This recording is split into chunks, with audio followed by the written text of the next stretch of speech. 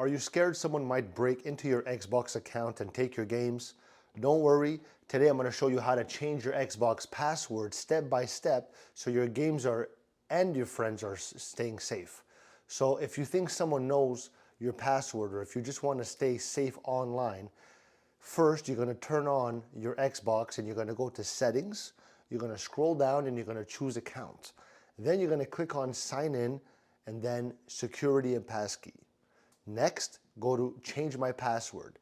You'll need to type your old password first, and then you're going to create a new one, and make sure it's something that only you will remember. So try using a mix of letters and symbols like, GamerKingStar, or, anyways. So third, if your password is forgotten, go to resetpassword@xbox.com. You're going to get a code sent to your email or your phone.